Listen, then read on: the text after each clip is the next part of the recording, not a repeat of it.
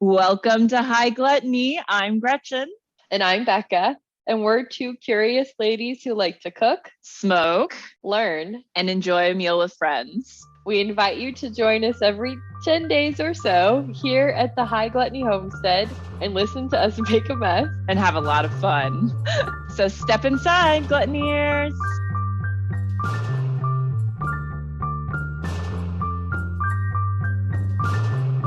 Gretchen.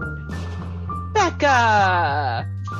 This is a big day for us. We're finally making something you've been wanting to make, I think, since we started this podcast. Maybe not quite that long, but not that long. At least since the last year when I think we'd gotten just past rhubarb season when I was like, we should make this. And like, oh, but no rhubarb. We've been thwarted in our last several attempts to get rhubarb. And even this time, it was very risky. I almost didn't have it. Then I got it. Then Gretchen couldn't get it. And then she finally got it. And that's just abbreviating this story for your sanity, because we have been in a real rhubarb tornado and finally settled. We've got our rhubarb. We're making upside down cake. I'm super excited. And yes, we've been waiting for a long time to make this. So Gretchen, what are you drinking and smoking while we get excited to talk about rhubarb and eat rhubarb? Well, we're doing my liver a favor today, and we had extra rhubarb that we didn't need for our cake because Martha said you need a pound, and we disagree with that assessment. So I've got a rhubarb sparkling water that is going on over here right now with a little bit of granulated caramel in it, which we've discovered is delicious with rhubarb. What are you enjoying? The same thing. Oh my goodness. Yay. Although I have to say, I'll probably switch to something harder as soon as I finish this little sparkly refresher. But in the meantime, it is quite delicious. Oh, for just throwing something together. The last time I feel like I threw a drink together, it was a dismal failure. So I'm glad to come back into the light on this one. And you're using a fun little gadget. Oh, that's a pipe. It's just a regular pipe. I thought, okay. It just looks cool, but it's no, just a regular pipe today. Nothing fancy for my Blueberry G hybrid cannabis that I am smoking, which has a THC level of 21.6%. No CBD to speak of, so I'll have to supplement with some of my own. But that's what I'm smoking. I have no terpene information. I didn't get that far, and it's not provided readily on the bottle. What are you smoking today, Becca? Well, we're very in sync today. I also am using a pipe because, I am not in Salt Lake City anymore, terrified of every potential risk of smoking in my place. I'm in a house that I own, so I'm fucking smoking a pipe. Thank you. Yeah. And so we both got a pipe. I'm smoking flower purple goats. So you've got blueberry, I've got purple goats, and this is 25% THC, a hint of CBD at 1.9, and then myrcene, caryophyllene, and limonene. Sounds good. It's making me a little more amped than I kind of would want to be right now, but I'm just going to go with it. Maybe I'm going to be just like jittery rhubarb today. Maybe not. Maybe it's not the perfect thing. Keep you pumped up at this point of the day and for our cake making. We haven't even started and I've already confused you, but hopefully we've gotten the confusion straightened out by now. This is another one of those situations where Gretchen's made this a couple of times. So she's like, it's easy. You do blah, blah, blah, blah, blah, blah, blah, blah, blah, blah, blah, blah, blah, blah, blah, blah, blah, blah. I'm like, what? Wait, slow down. Stop. I didn't catch any of that. Stop. I'm like, I'm measuring sugar. What did you say? Can you start over? Well, some days I am mindful and other days I'm not so mindful of what's happening outside of my own brain. We are in sync so far. I think it's going to remain. We're just going to power through this. It's going to be the best fucking rhubarb upside down cake that's ever existed. I'm sure of it. Yes. Well, it is wonderfully delightful. I'm I love it so much. And it's been a couple of years since I made it. So I'm pretty excited to whip this one out again. Rhubarb is pretty special. We knew a little bit of this. You filled me in on some of the cool things about rhubarb, but it sounds like you've got a whole new appreciation for it. I've definitely amped up the love of my rhubarb because after diving a little deeper into it and revisiting an episode of Savor that I had listened to a while ago, I have a newfound appreciation because I had failed to really come across the history before. It just like, I'd listened to the episode, but it kind of went one ear out the other. So let's just talk about the plant itself before we get into the history and the growing and all those things. It's part of the buckwheat family. It's been grown for thousands of years. They've got records of it at least back to 27 BCE. The earliest mentions do come from China, and then it spread east from there, especially during the time of the Silk Road when there were caravans going back and forth. And it was actually even more valuable than cinnamon, saffron, some of those things that were expensive. Rhubarb outranked them all at a certain point because the demand in Europe and its early use really was more of a medicine than anything else. It has lovely laxative properties. Oh, thank you. This is like the number one thing they kept talking about on Savor was they were like, it makes you poop. It makes you poop. So guess what, everybody? This cake is going to make you poop.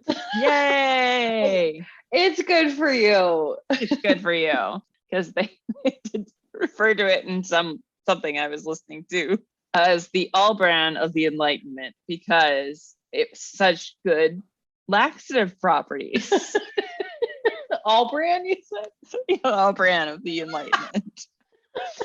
It does have a high vitamin C, but do not eat the leaves. The leaves are toxic. They're not necessarily poisonous. If you eat a lot of them if you eat a lot of them, it will kill you. Like if you take a tiny nibble, it's not going to kill you. So it's not poisonous, it's just toxic. And unfortunately, they kind of didn't know that because at one point in British history, they told people to plant it and eat the leaves and stuff. And it might have been, it was during some wartime. And I want to say it was during the World Wars. I was like, I feel like they would have known about the toxicity at that point. Unfortunately, they recommend eating like the whole plant, not just the stems. And one person died and a lot of people got sick. That was when they really knew. The leaves are toxic because of their oxalate content. What is that? It's something toxic. It's something toxic. It's a chemical. Part of it is this the concentration of it in the leaves. There is as much as like 1% of the leaf weight is this oxalate. That's a lot. A lot of oxalate. Don't eat those. That's not good for you. There's a high quantity of oxalic acid in the stem, and that is not necessarily toxic. It's actually toxic to rabbits, but that is also not really super relevant to what we're doing here. But to me, it's important. You can eat the roots as well. The roots are edible and were the part that was mostly used for the medicine. So it really wasn't even like they were necessarily using the stems as much. They were using the roots more. But it wasn't until they started having like sugar around that they really started using it as a food, because it's very sour if you just eat it by itself, unless you're a person like me that's like, yes, give me that sour flavor. I love it. I haven't taken to just chewing on rhubarb yet, but I might be getting there. Notice the yet, Gluttony. Yet. Soaked in vinegar. Oh my God. Well, they do. You can pickle it. It makes good pickles. That would be fun. We should make a rhubarb pickle. We talked about making a rhubarb syrup too. That would be fun. I know. I always think that I should make more rhubarb, like just have more rhubarb syrup around because I love rhubarb and like I love rhubarb beverages, but they're really expensive to buy from the store and they don't taste as good as like if you do it at home. That's the one thing is that rhubarb is something that is really best if it's very, very fresh and you don't try and like process it too much or like heat it too much because that'll like really take a lot of the flavor out of it. I mean, it still has flavor, but I mean, that's kind of why historically it's been mixed with strawberry is to help sweeten it up and add an additional flavor. Interesting. So they used the roots for medicine primarily, and then at some point realized like, oh, fuck, you put sugar on this stalk here and that, or the stem, and that tastes pretty good too. It was used really heavily in Middle Eastern cooking, especially in like savory context. Okay, without that sugar add. Yeah. I mean, I don't know that they didn't add sugar, but it's more of a savory application. I think it was the Polish people would cook it with potatoes. Yeah. In Poland, they cook it with potatoes. So I was like, I have to try that. But Iran and Afghanistan were using it in stews and with spinach. So I could see how that would be because you know, spinach is so earthy, like it has that like strong flavor that if you put something like bright and acidic with it, that would really be kind of a delightful combination. Mm-hmm. We've talked about this before, but when I love making sauteed spinach and adding jalapeno juice to it. And I wonder what rhubarb would do with that combo. I can't say that I think it would be bad in any way, shape, or form. It would be very interesting. Yeah. Because you would get like a spicy fruitiness from the jalapeno. Mm-hmm. So you'll have to let me know if you ever do that. Okay.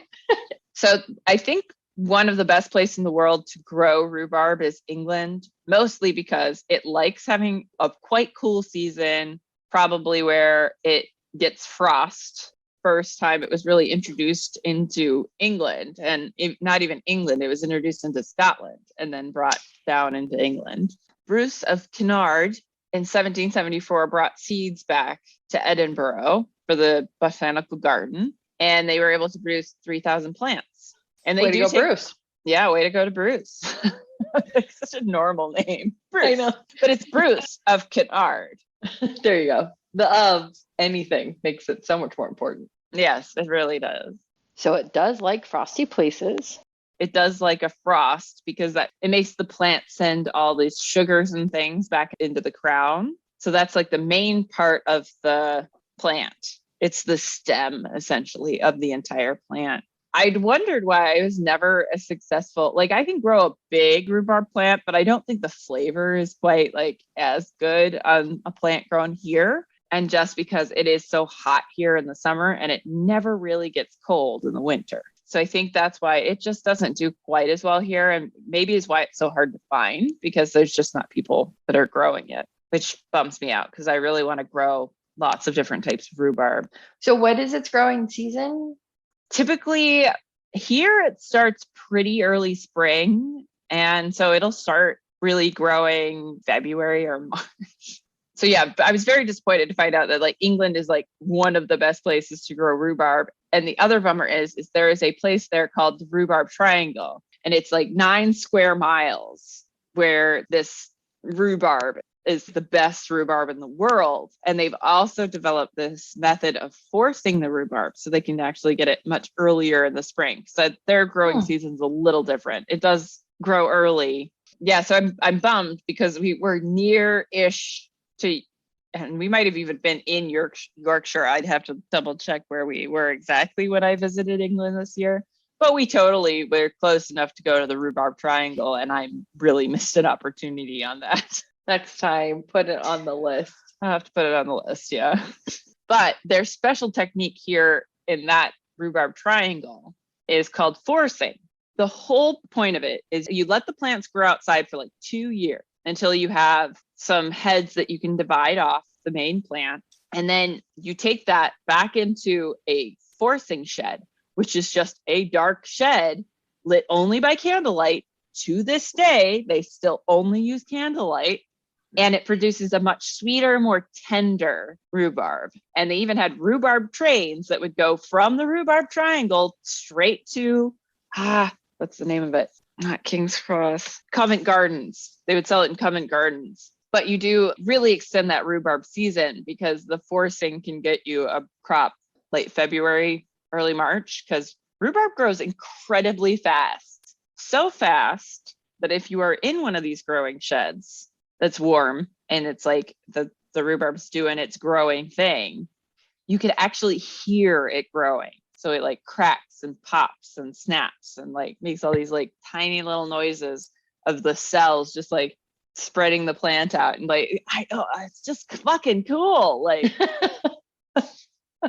I want to go listen to it.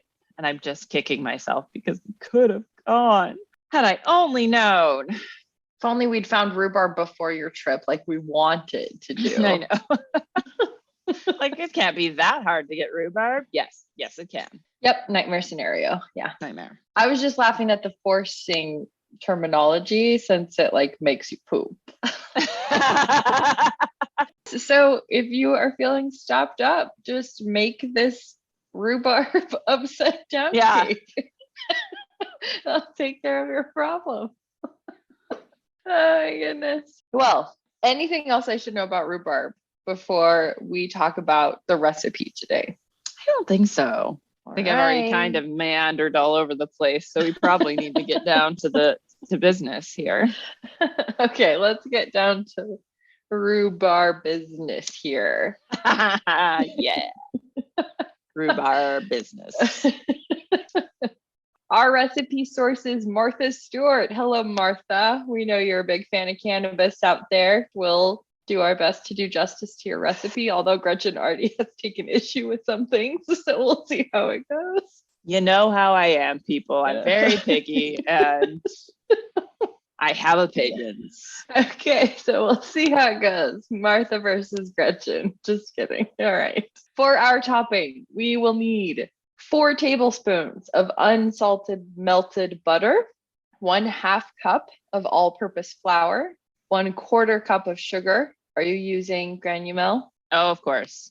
Yes. Of course. And then some, of course, sea salt or salt. I said sea salt. Salt. Of course, salt. For the cake, we will need 1/2 stick of unsalted butter cut into small cubes. You'll use this to butter the bottom of the pan. Gretchen had to talk me through this. We've already done some of this. Spoiler alert. That was confusing to me. 1 pound of rhubarb trimmed and cut on a very sharp diagonal. She's not kidding. It's like, I don't know how to describe it. It's very long, thin pieces of rhubarb. Almost parallel to the rhubarb. Yeah. Almost. We got maybe 80-degree angle if you're. Yeah. I'm not very good with angles, but yeah, me neither. Something like that. Something sharp. And then 3/4 of a cup of sugar, 1 stick of unsalted butter at room temperature, 1 cup of sugar. These are separated out because the rhubarb has sugar and then the cake has sugar inside it. So I'm reading sugar twice. That's why. Martha had put them all together. So if you look at Martha's recipe, it's going to be 1 3/4 of a cup of sugar. I wrote it out for my own sanity because I was trying to I've definitely made things before where it's something like that and you have a split ingredient and then dump the whole thing in at the same time. So I always like to kind of write this out. No, let's try that again. I just realized that I should be writing things out like this because if you're using it in a slightly different step, it's very confusing if it's written all together. Slightly. I appreciate that. So don't be confused by my double read of sugar. That is intentional. Yes. Then you will also need 1.5 cups of all-purpose flour, 1.5 teaspoons of baking powder, some more coarse salt for those dry ingredients there, and then 1/2 teaspoon of finely grated orange zest, plus 1 tablespoon of fresh orange juice, 2 large eggs, and 1 cup of sour cream. Whew, what special equipment will we need today for this upside down business, Gretchen? So we're going to need a 9-inch round pan. The reviews in the recipe actually have a number of suggestions about pan usage, though, because most people found that the 1 pound of rhubarb, we also found this, was probably a little too much, and a mixer. I don't know if I said mixer first. No, I think I was talking about the pan first, but we also need a mixer. So we got a pan and a mixer. And we're doing a hand mixer. We're doing a hand mixer, yes. Because it's a cake. It doesn't need heavy duty. You don't need muscle behind it. You're whipping. You're whipping, not kneading. Whip it good. Whip it. Oops. So tell me what our steps are going to be. What we've done already is we have cut our rhubarb and tossed it with some sugar and prepared our pan to put our cake in, which included buttering the pan. And then you put little bits of butter all over the bottom, which initially I had cut up butter into cubes, but then let it sit on the counter for so long that it was very soft. And so then I just kind of globbed it in there. And then we put that rhubarb that was mixed with the sugar on top of that into the pan. So that's what we've already done. Next, we are going to make our topping, which involves mixing together that first round of butter, sugar, flour, and salt. Then we are going to make our cake batter. Then we'll assemble it. We will put our cake batter on top of the fruit in the prepared pan, on top of the rhubarb. We're going to put it on top of the rhubarb. We've made upside down cakes before. I think everybody should have the memo on the upside down cake. But the thing is with that is you put the top of it on the bottom and then you flip it over. So this one has extra special crumbly topping that ends up on the bottom that is delightful and one of my favorite things of all time. Again, cake assembly. Let's see if I can get through it this time without interjecting my own thoughts.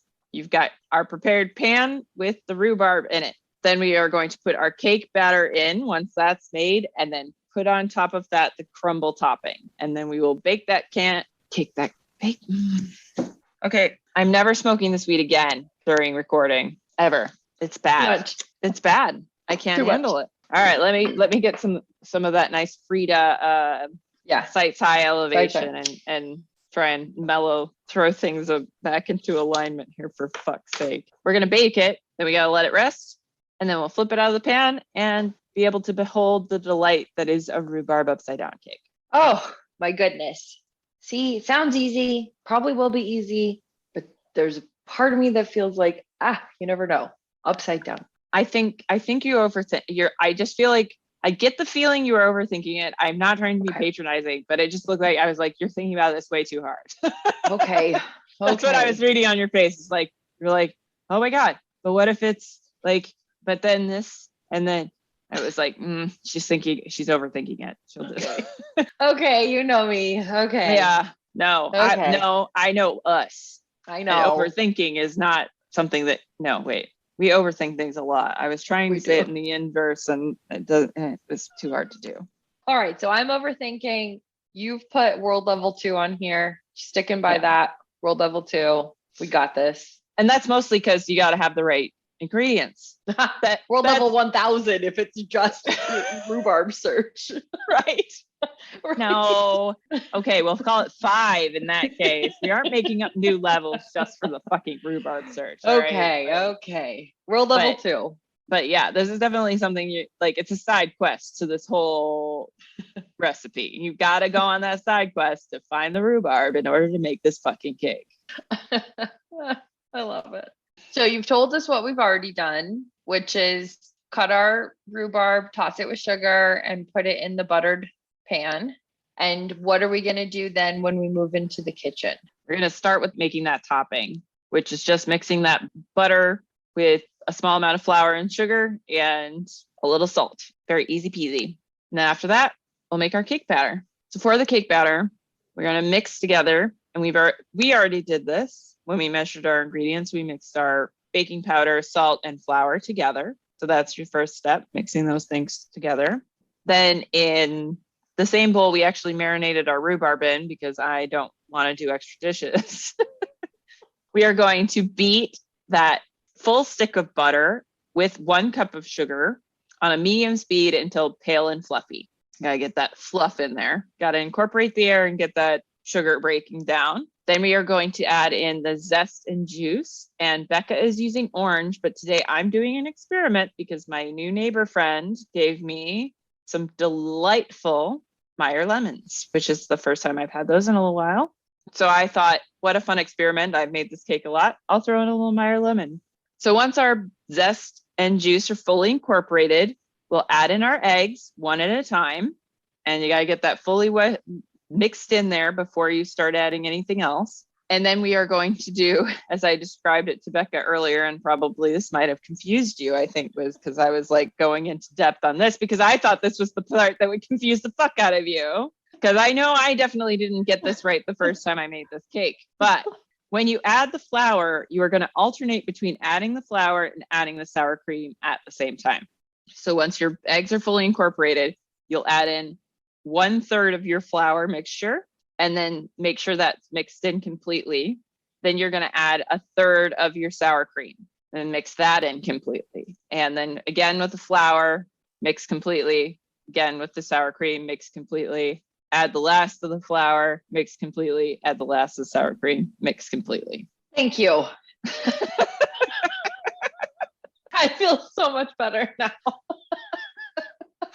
I think I might have just like started with the middle of the instructions and expected you to like be able to figure out what the fuck was happening. So you're right. It's a problem when I have done the recipe before and I'm like, hey, you get this, right? You totally know what I'm talking about.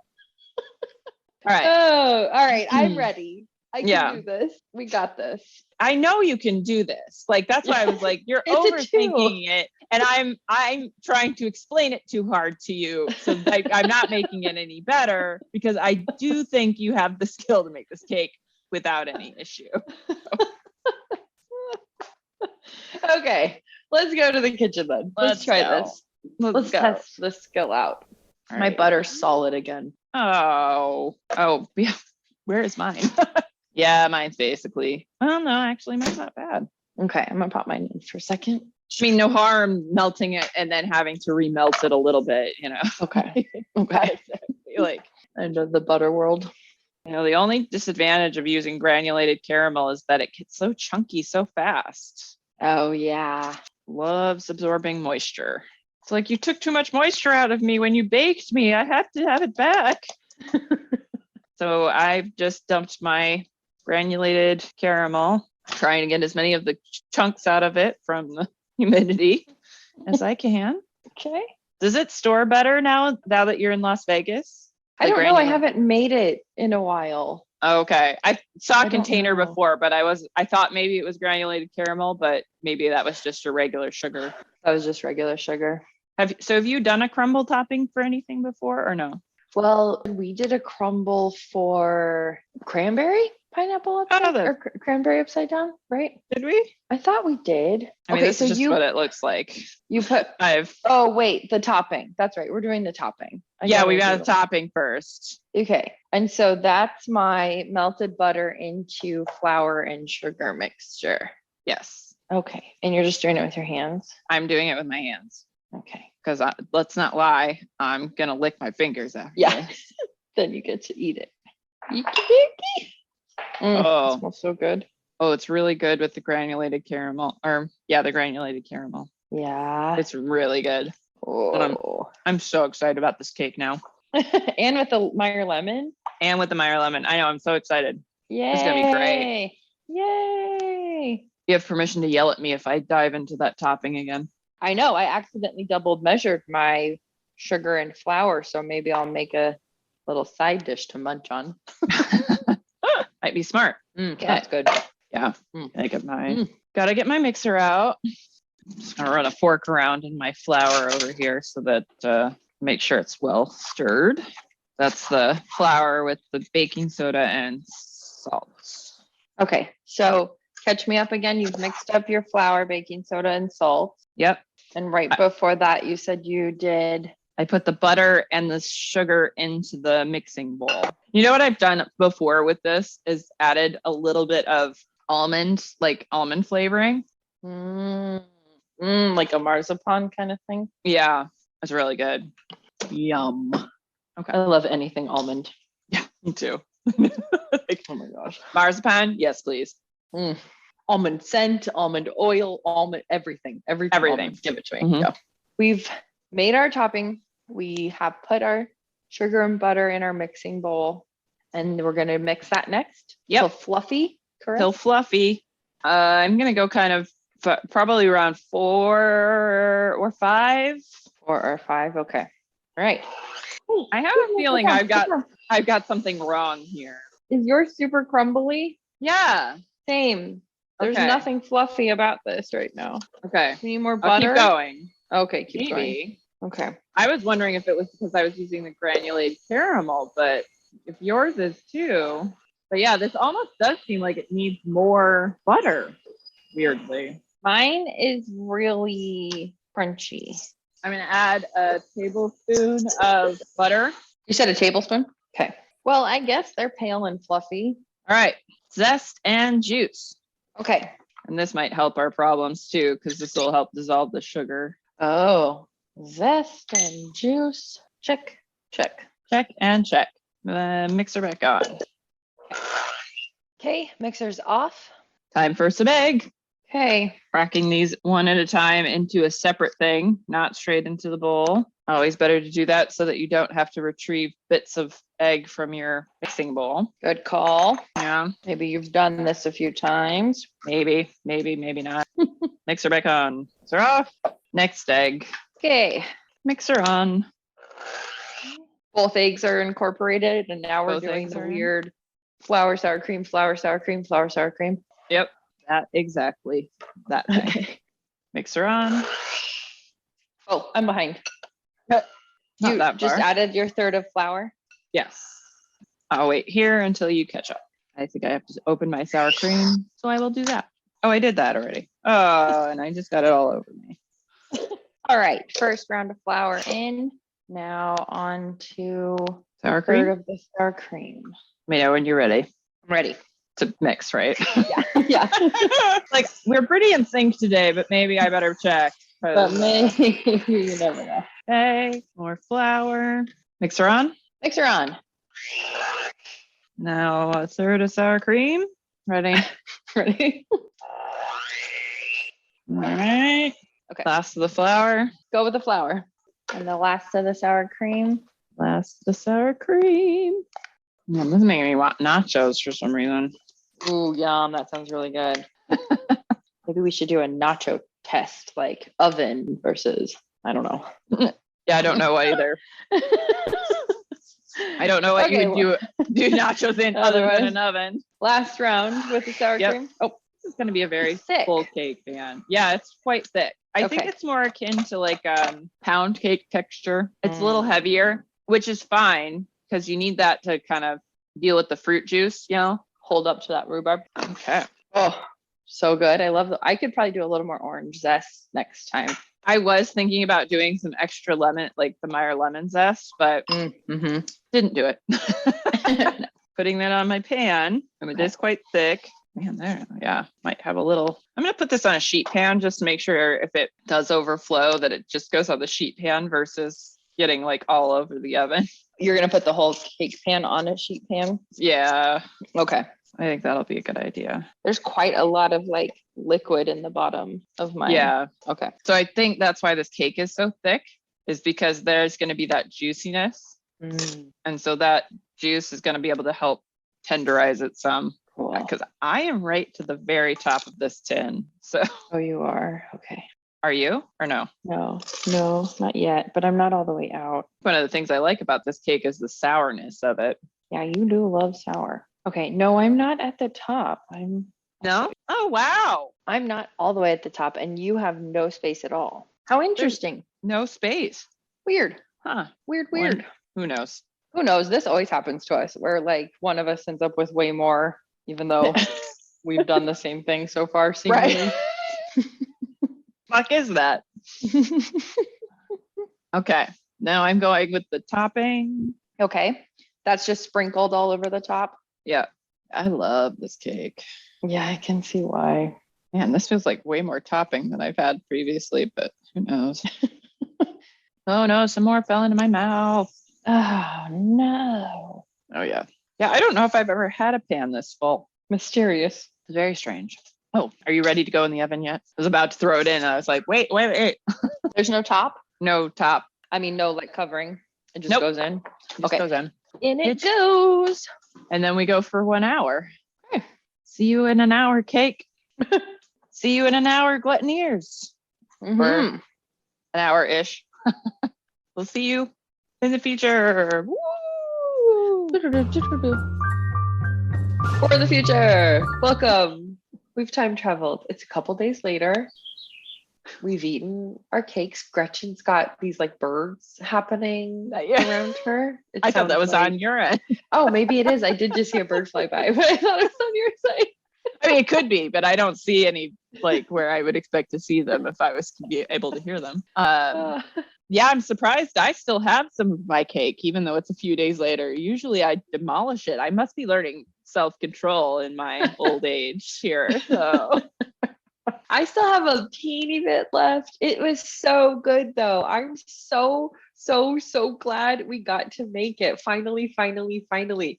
We were joking a couple days later, or I guess like yesterday, that we probably wouldn't be able to get rhubarb again right now if we both needed it. So the window was so short and we got so lucky, and I'm very grateful. That window slammed shut when it shut. It's like, there is 1 week a year that rhubarb is available, and fuck you if you're going to try and find it outside of that in your climate. You better be paying attention. Yeah, you better want it. So delicious. So fucking delicious. I loved it so much. I will say that, as I mentioned, I'm in a new place and I have a new oven, and turns out I don't know how to use my oven at all. There are two, and I thought I had turned on the upper oven, but turns out I turned on the lower oven. So I warmly comforted my cake for about 45 minutes in an oven that was not on, and then finally put it in one that had heat and cooked it. I can't remember how long, but it was awesome. It was so good. I loved the texture. I told Gretchen, I love that kind of pound cakiness like she had mentioned. It was perfect for me, and the tartness of the rhubarb. It was so good. It was so good. So good. I know. I just really wish that I'd put it in a deeper pan, because I did have the rising up over the top, which meant I had a nice, lovely, thick cake. But I would have also liked to add more rhubarb. Like, I would have liked to have gotten the full amount of the rhubarb in there. So I think the next time I would definitely make sure that I used a nice deep like spring form or something to make sure I can get all the rhubarb in that I want. All right, we'll try again in a year. We'll get bigger pans. We'll keep our eyes out, and we'll try again. Well, maybe by next year, my plant will be producing enough I can just pick it up from outside. But that would be exciting. Oh my gosh. Mine did end up kind of boiling a little bit over too after I got it in the right oven. So I'm really glad that you suggested putting everything on a baking sheet, because that was awesome. I didn't have to clean up a whole disaster on top of getting my oven situation wrong. Yes. Well, when I used to bake cakes in professional settings, we always put it on a tray. Mostly there, for the overflow, but because you're usually baking several at a time, taking one pan at a time out of the oven is like very time consuming. Having it all on one big pan that you can pull out and move is much more efficient. It's a good trick to have in your toolbox. Classic saying. I'm so glad too that we actually got to do this, because it is one of my favorite cakes. I got to be reminded of why it's one of my favorite cakes, and must do again soon. I just love that rhubarb. Must do again soon. I agree. And I think all in world level too. Yeah. It's not hard. It's just a little time consuming with cutting. Most of the challenge to this cake was finding the fucking rhubarb. Side quest has to be completed before you can initiate this one. Yeah, that grocery store side quest. Brutal. Well, I'm glad we did it. I'm so glad it finally happened. And you can find the recipe and the ingredients and maybe not much else on highlетme.com. We're on Instagram. We're on Facebook. And we thank you so much for joining us, Gluttoniers. Oh, do we say a thing at the end anymore? Now I forget. We still off we go. We do still off we go. Okay. Off we go. And sorry. I just got high. Like, you can't expect too much from me. we just changed all the time. Yeah. All right, bye. Bye.